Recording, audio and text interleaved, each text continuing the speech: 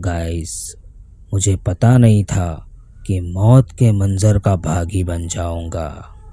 मौत मुझसे चुपके से जिंदगी का सौदा करवाएगी।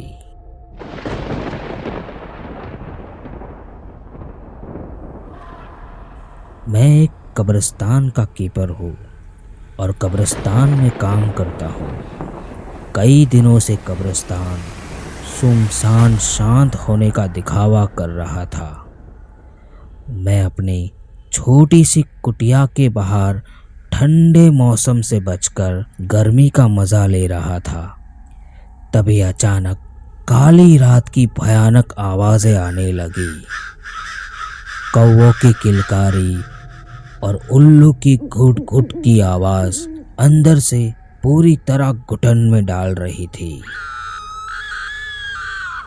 तभी कुछ शराबी लोग गेट के अंदर आए और बदतमीजी से अंदर घुस गए।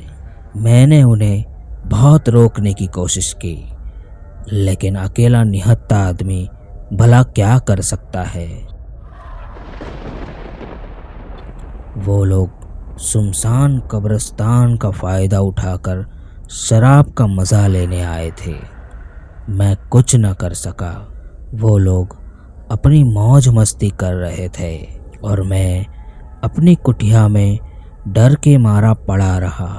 तभी अचानक शराबियों का शोर एक सन्नाटे में बदल गया। मैंने जाकर देखा तो वहाँ कोई नहीं था, सिर्फ उनकी शराब की बोतल और कुछ खाना पड़ा था। मुझे लगा शायद वो लोग चले गए होंगे, लेकिन कुछ अजीब सा देखने को मिला। खाना और शराब दोनों भरे हुए थे। फिर मैंने वो खाना खा लिया और शराब को फेंक दिया। फिर दूसरे दिन भी कुछ शराबी लोग आए और ठीक उसी तरह वो भी अपनी शराब और खाना छोड़कर अचानक कहीं गायब हो गए। ऐसा कई दिनों तक चला। मुझे ऐसा लगा कि कहीं ना कहीं कोई कुछ तो कर रहा है।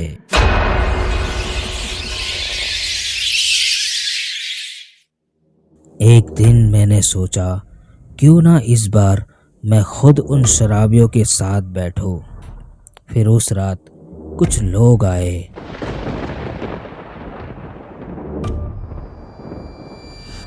और शराब पीने के लिए कहने लगे। मैंने हंसते हुए कहा, ज़रूर पियो, लेकिन मैं भी तुम्हारे साथ पीऊँगा। वो लोग मान गए। फिर हर बार की तरह इस बार भी कब्रिस्तान में कुछ अजीब सा सन्नाटा फैल गया और वो लोग आराम से अपनी ज़िंदगी का मज़ा ले रहे थे और मैं कुछ अनजानी घटना का इंतज़ार कर रहा था। तभी देखते ही देखते मेरी आंखों के सामने एक कब्र में से हाथ निकला और उन सभी लोगों को अपने कब्र में खींच लिया। वो लोग चीखते रहे, चिल्लाते रहे, लेकिन उनकी आवाज़ सुनाई नहीं दे रही थी। ऐसा भयानक खौफनाक मंजर मैंने अपनी ज़िंदगी में कभी नहीं देखा कि एक कटा हुआ हाथ कब्र में से निकलता है और लोगों को अपने कब्र में खींच लेता है। मौत ने जिंदगी को चीखने और चिल्लाने का भी मौका नहीं दिया। सब लोग बिना आवाज़ के उस कब्र में समा गए। बस रह गया तो सिर्फ उनका खाना और शराब।